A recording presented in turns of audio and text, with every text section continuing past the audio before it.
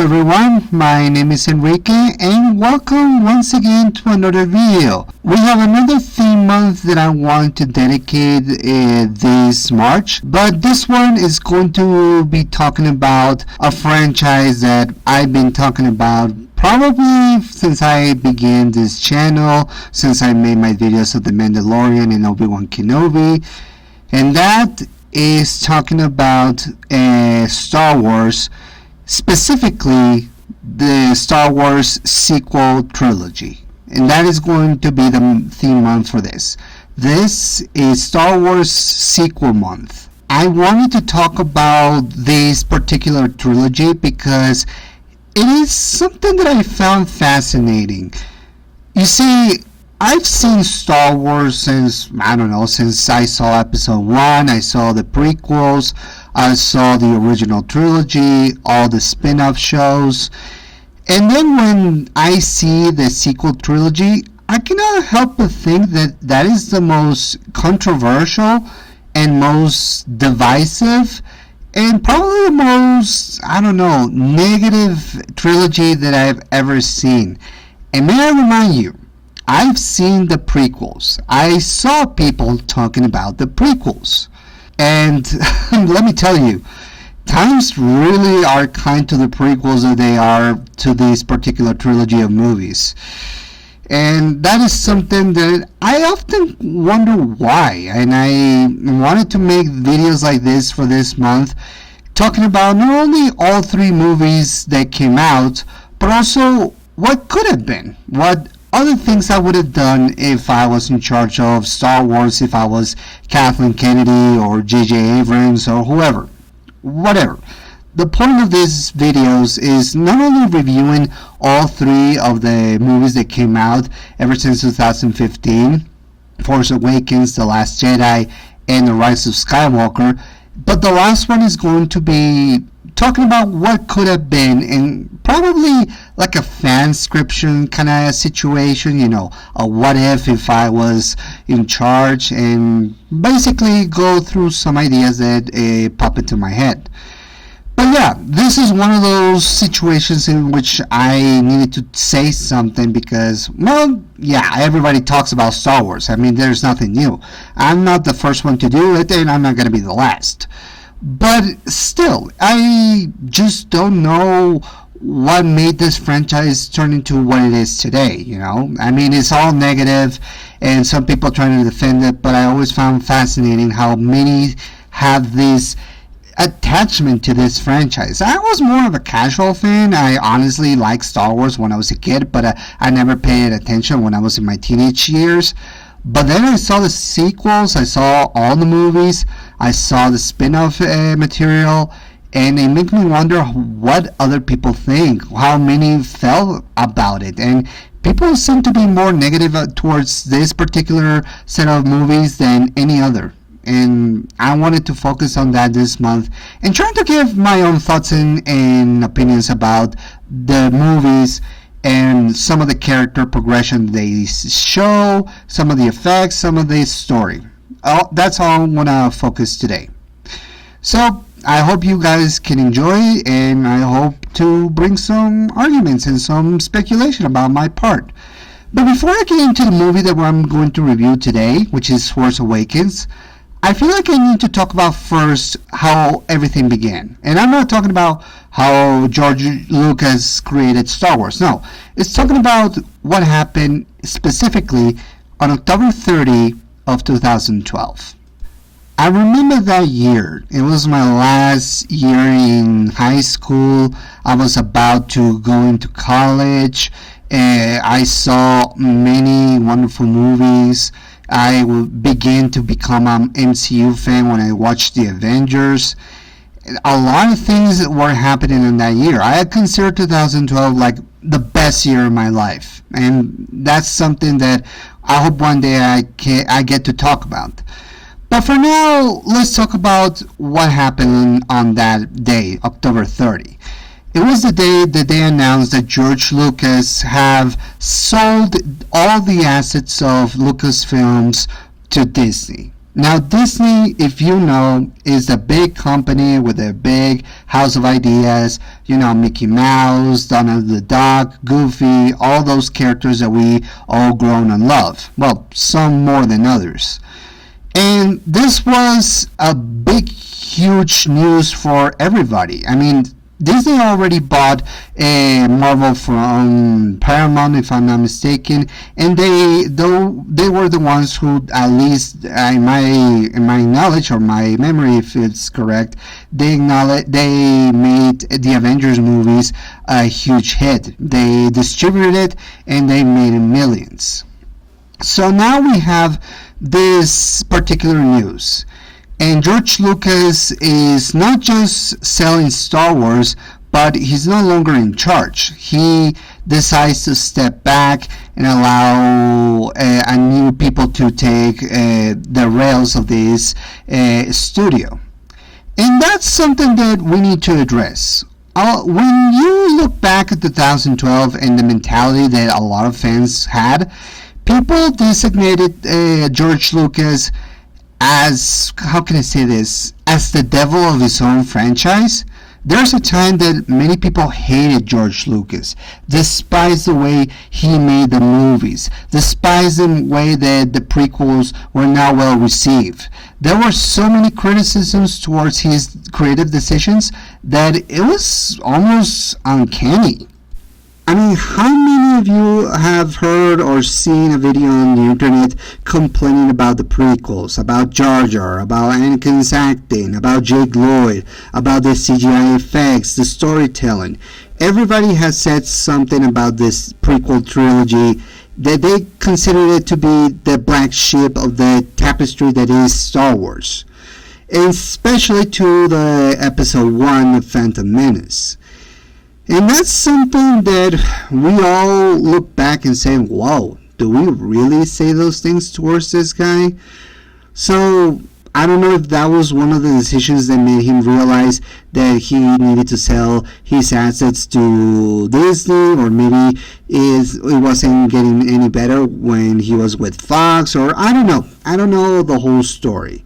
That would be for someone who has more patience than me. But all I know is that when they sold Lucasfilms to Disney, it immediately made people question what is going to happen to the franchise. Were they going to make another trilogy, maybe a sequel trilogy, maybe get the original characters back for another adventure, maybe make another spin-off show? Well, we did get that. We actually got, after the cancellation of Clone Wars, we got Star Wars Rebels, which many people have said that it's a hit or miss. Others love it, others hate it. You know, the typical stuff.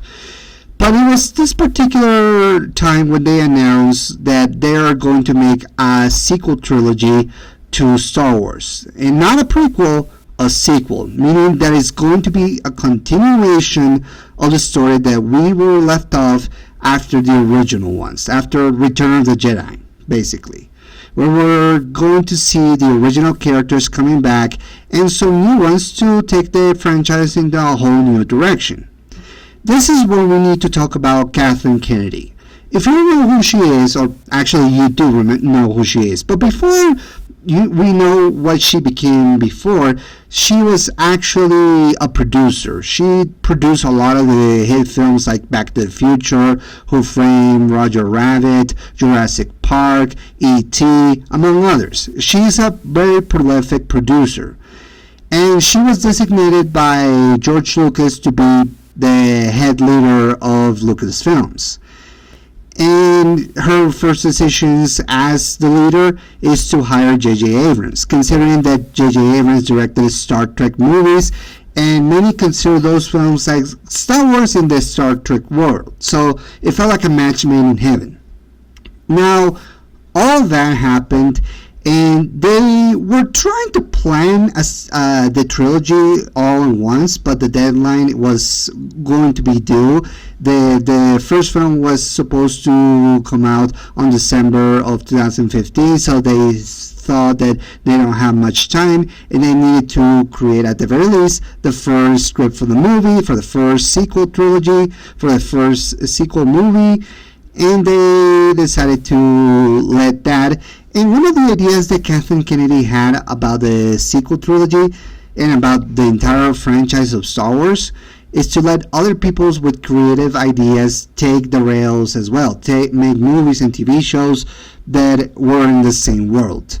And we were going to see those results later on. But yeah, without any much time left to make the first film, they managed to finish the first script. They decided they probably went through some rewrites and stuff, but the point is that they needed to make the first film fast. So they did so. They hired new actors. They got the original cast. They started making the production designs, the CGI effects, and everything was set for the first movie. So that's what I'm going to take a look at. So let's talk about The Force Awakens and how everything began for this trilogy. So the movie takes place after the events of the original trilogy. We see the remnants of the Empire, now rechristened as the First Order, going after some Republic soldiers and people in order to find a map that locates Luke Skywalker. It seems that they want to find the last Jedi and want to kill him so they can rule the entire galaxy. On top of that, we see a defective stormtrooper called Finn, who rescues a guy named Paul, and they landed into a planet called Jakku, when they encounter a girl called Rey. The droid that they have, BB-8, has the plans, and it's up to them to not only find a way to get to the Resistance, or at the very least the New Republic, but they also have to find a way to stop the First Order from conquering the galaxy, as well as stopping the newest Sith Lord, Kylo Ren, who has a connection with Han Solo and Leia. Now, let's address what many people have talked about this movie since probably the beginning, and a lot of critics have said that this movie is. My question is this a New Hope retread? That seems to be the argument that keeps popping up in this film. I mean, are they repeating everything from A New Hope, or at the very least the entire original trilogy? Because a lot of people have said that. The droid has the plans. The people trying to destroy a giant sphere ball that the Empire uses to destroy planets. The mentor training the young, wide-eyed, innocent hero. The hero having a connection with the mentor or something, and all sorts of stuff. I can go on and on. So, what is my opinion about this? In my humble opinion, I don't think this is a New Hope retread, or at the very least, it's not trying to repeat the original trilogy letter by letter, because we have seen all other people or other movies trying to replicate the original. Hell, have any of you remember that they remade Psycho in the 2000s, and it was trying to be the exact copy? Hell, have you seen all the Disney live action movies that they're trying to mimic and copy and trying to make some changes that they don't belong? I don't think this is the movie. I mean, granted, J.J. Abrams has been accused of repeating things in his movies. For example, Star Trek Into Darkness is trying to be like a Wrath of Khan movie, It has Khan, it has betrayals, it has the theme of longevity and revenge, things like that. But I don't think it's the exact movie, and I don't think A New Hope is trying to repeat just the same thing, because there are some key differences that we have to notice. For example, Finn is not an original character, or at the very least, is not trying to be one of the originals from the original trilogy.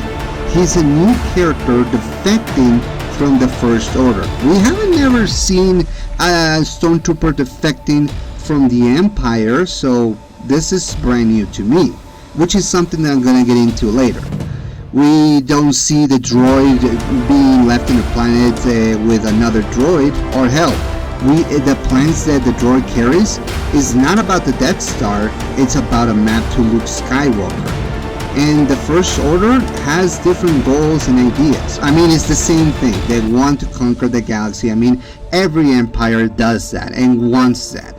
and they have different goals and ideas. I'm gonna get into the Empire a little bit, but yeah, that's something that many people have said about this First Order, that it's just the Empire rebranded. But of course it's rebranded because it's not the same, because it's has different people in charge and different goals, or at the very least different methods. We also see how people have said that Han is now Obi-Wan Kenobi, but unlike Obi-Wan, who was wise, confident, and had a sense of, majesty to him, Han is not the same. He's a old, broke-down scavenger slash a general from the Resistance who has a darker past, or at the very least has checked out and doesn't know how to go back. All he knows is how to keep pushing forward, and he's trying to help the young generation to scout forward. And what else did people have said? Well, there are plenty of things. There are some ideas that I do think they're retreaded from the original trilogy, but I don't think it's a full-on, retread of A New Hope. The ideas are there, but they switch it out a bit. Think of it this way. It's like people talking about how Omni-Man or Homelander are just the rip-offs of Superman. But the thing is, unless those guys are doing the exact same thing as Superman, saving people or trying to be good people, then no, they're not the same. Because Homelander is a psychopath and Omni-Man is a fallen general trying to conquer the world, but realizing that he might not be the same guy as he was a long time ago, meaning that he's changing. Regardless of what you think, it's all matter of perspectives. And my perspective is not that it's trying to be the same thing. If anything, it's trying to hit some of the beats, but trying to give its own flavor. And after all, we all want something that it's familiar, but also new at the same time. Is what makes it something that we enjoy a lot. Alright, so I talked about the story. What about the characters? There are a lot of characters in here. I can name them. Even the guest stars and celebrities that they got into this movie. Daniel Craig. I can mention Andy Serkis as Supreme Leader Snoke. There are so many people that I need to talk about. But honestly, it's taking too much time. And I want to focus my attention on the people who are the focus the most. So unfortunately, I won't be talking about Leia or Luke in this episode. I'm going to talk about them later in other videos. I mean, after all, I'm dedicating this month to Star Wars. But I'm going to keep my focus on the ones that appear in this movie alone. So with that being said, let's talk about the one that came back and has most focus in this film. And that is, of course, Harrison Ford as Han Solo. So everybody loves Han. How he shoots first, how he became from a bounty hunter to a general and a hero in the original trilogy. I mean, he's amazing and he's played by a wonderful actor. I really enjoy Harrison Ford, although I'm more of a fan of Harrison's other roles like Indiana Jones, but Han is honestly one of the ones that made him into a household name.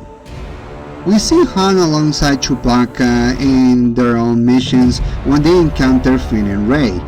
They serve as mentors to them, especially Han, who has a connection with Rey. Not into a sibling connection, but he's trying to mentor her about ships, about being, an adventurer. Well, he doesn't do that actually. In fact, that's something that we need to address.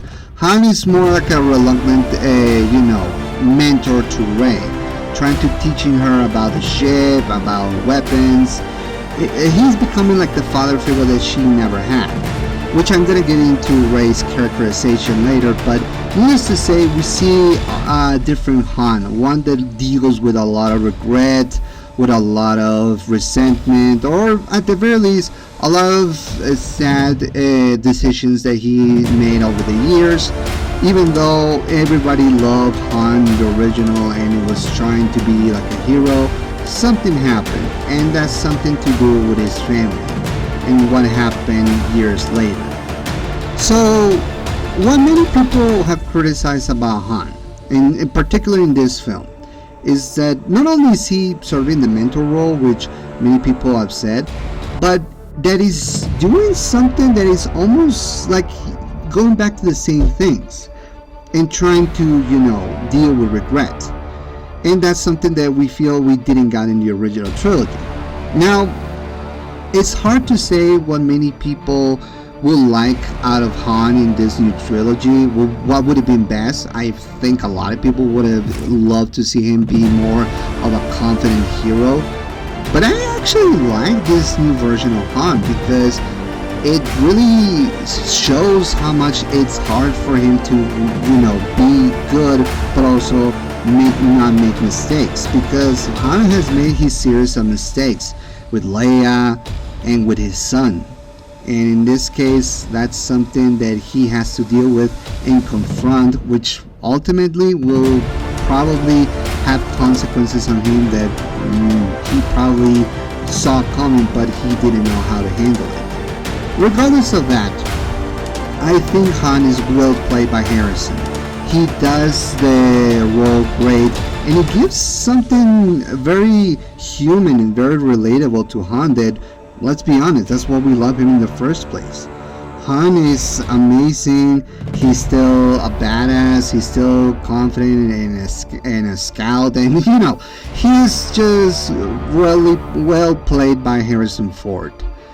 But yeah, it's a different version of Han that we haven't seen. He's old now. He has to deal with a lot of decisions he has made over the years, and he's being confronted by his past. Which leads us to probably the biggest spoiler that you probably already know, but also one of the characters that many people have loved out of this new trilogy. And that is, of course, Adam Driver as Kylo Ren, the son of Han Solo and Leia. I think we can all agree one thing. Adam Driver is one of the best actors, and is clearly like the MVP of the entire sequel trilogy. Kylo Ren is a general and a Sith Lord for the First Order. Unlike Vader, in which he was looking for ways to conquer the galaxy to protect it, Kylo doesn't see it that way. In fact, he is different from Vader. Unlike Vader, who was haunted by the dark side, in this case, Kylo Ren is being haunted by the light, by the Force. He doesn't believe in good. He actually has the little mask, the mask that Darth Vader used to wear, all burned out, and tries to pray to him, tell him that he wants to be dark, he wants to be a bad guy. Show him the ways of the dark side, he says. He's clearly different from the original Sith Lords, or at the very least, it's a reminder of the ones who don't care about the light, who only use the dark side by their own means to an end. And that is something that Adam Driver plays well, because he may be, an apprentice to Supreme Leader Snoke, and he might be a general, but he's not as stable as Darth Vader. In fact, you can almost say that he's more unstable, because unlike the other Sith Lords that managed to contain their anger at bay, I mean, say what you want about the Sith Lords, we never saw one that was actually going off the rails other than Darth Maul, of course. But Kylo is a basket case, if I have to be honest. He goes in more tantrums than any other Sith Lord. He kills people whenever he doesn't go his way, but not in a cool way like, Darth Vader choking him out with the Force. No, he kills people straight up in front of them with with that lightsaber with 3 holes. He destroys the panels.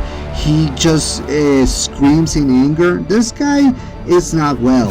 And Adam Driver's performance, even under the mask, is really compelling, because you feel the anger, the desperation, the entire way of the Force just coming to his shoulders, and just feeling like everything is going wrong and he has to do something about it.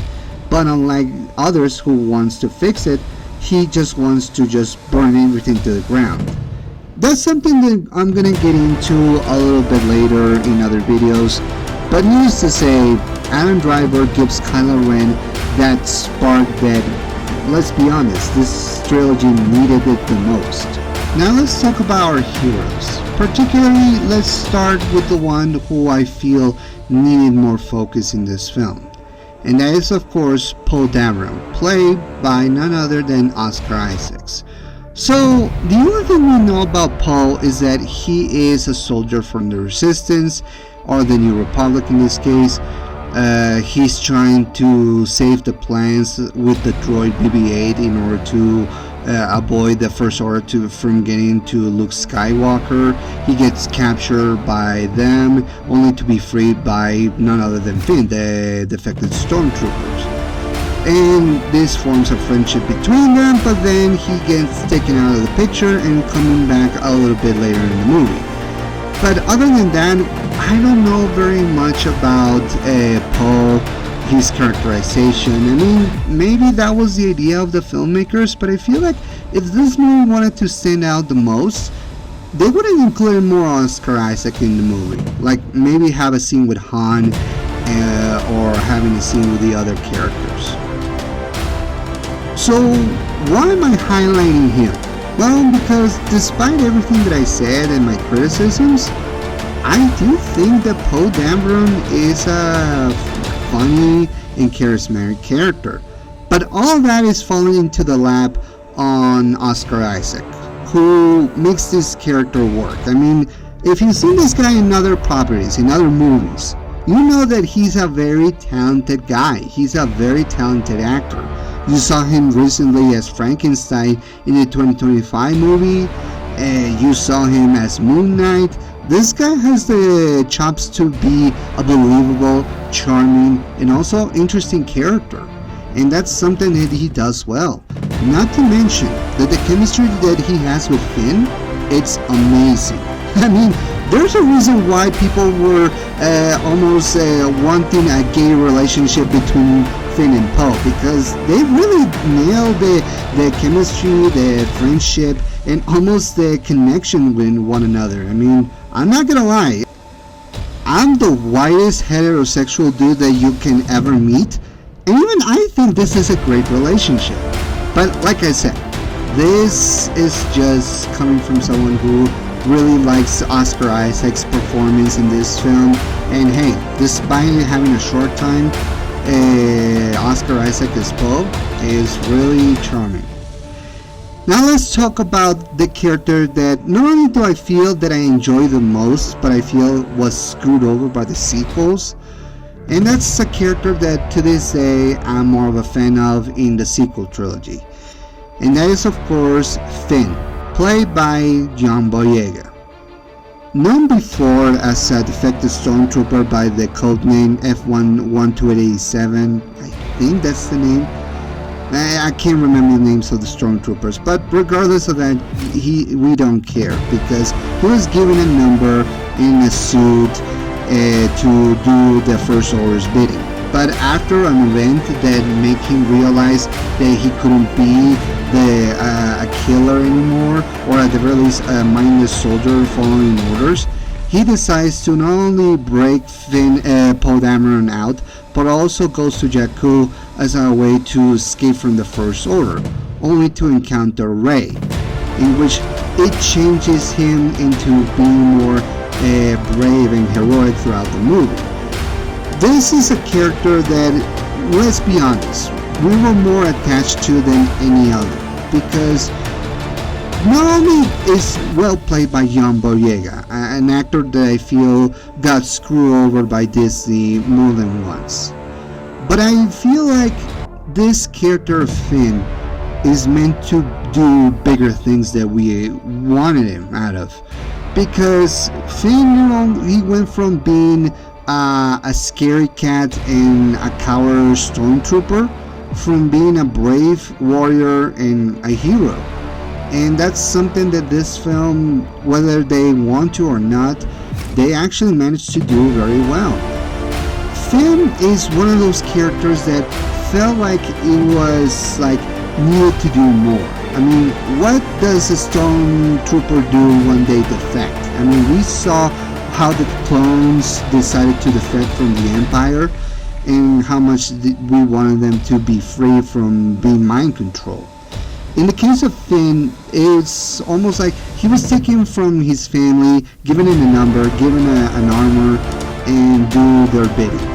But now he wants to be away from that. He wants to be someone normal, someone who wants to live life. He encounters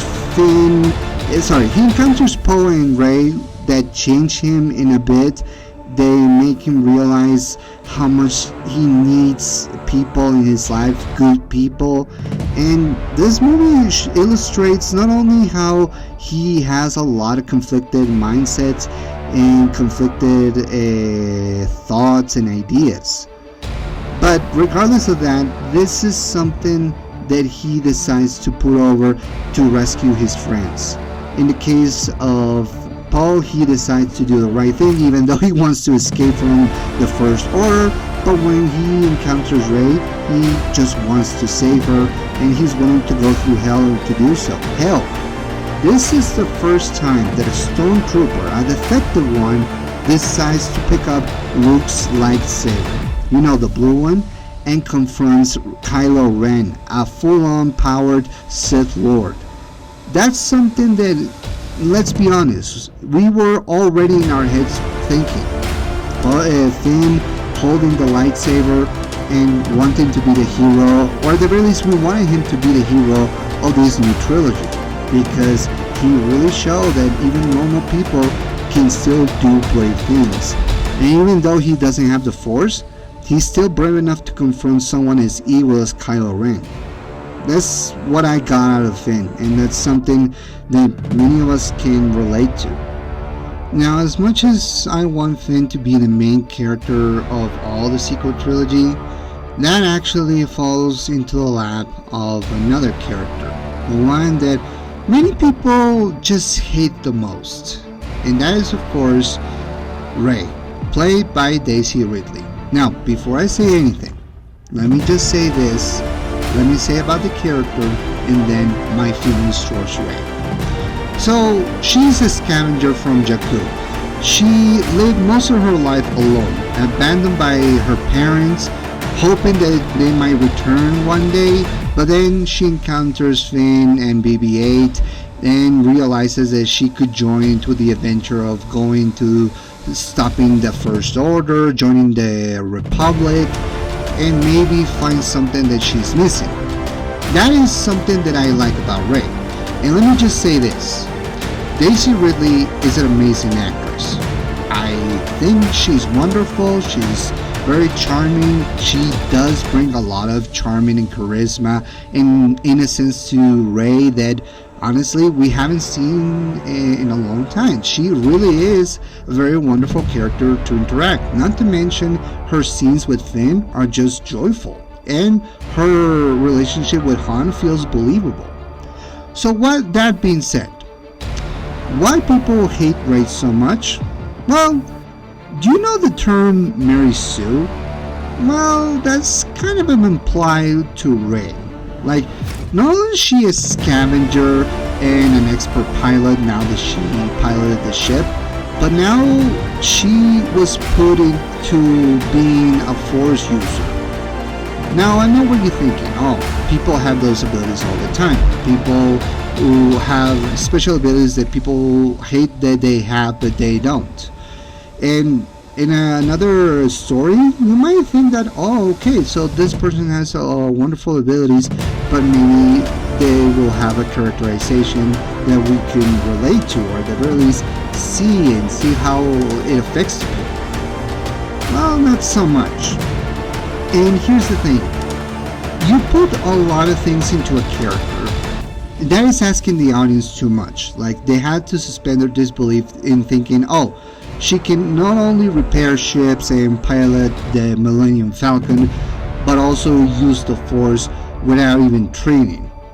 Now, the explanation that a lot of fans in the movies have said is that maybe the Force was choosing her, and maybe the Force was guiding her to do those things. After all, people with these special abilities tend to do those things without the help of anyone, not a bloodline or anything. Some have speculated other things, but yeah, it's too much for the audience to believe, and it just goes into something that I'm getting into The Last Jedi. I'm not going to get into it now, but needless to say, it's something that it's related to the problems to the entire Star Wars franchise owned by Disney. But all I say this, despite the problems that Rey has, or at the very least all the things that they put into, she's still a wonderful character. She's still charming. I still find her believable, and hey, it all comes from the strength of Daisy Ridley. So I think she did a wonderful job. So let's talk about the production design and the effects. In my opinion, they blend all the two styles correctly. It's not only using CG for the action sequences and the space battles, but they actually use a lot of practical effects for the monsters, the aliens, for the costumes. You cannot say that they spend a lot of money trying to recreate everything from the original trilogy, but also giving their own flavor. And that's something that we all got from this movie, that they wanted to feel like Star Wars, and that's something that we needed to feel after the original prequels, because the prequels rely too much on the CG. You cannot tell me that you look back and say, the CG was fine, but no. A lot of critics criticize those prequels for the excessive use of CG. So it's good to go back a little bit to the practical effects in this film.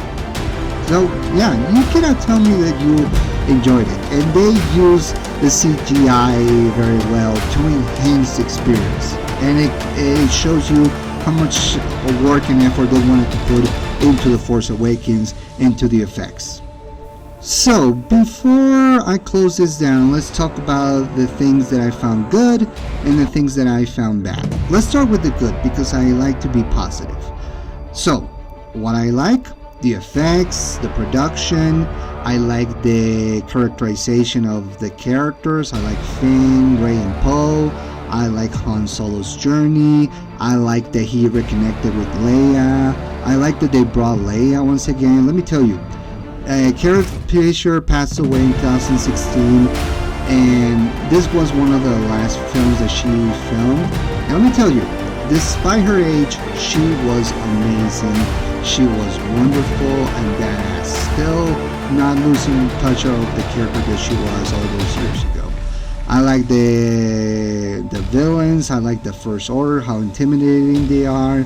I like Kylo Ren, how he's scary and very, very intimidating. And yeah, I like that this story was trying to go back a little bit to basics, but giving their own spin to their own things. So I do like some things about this film, and I enjoy it immensely.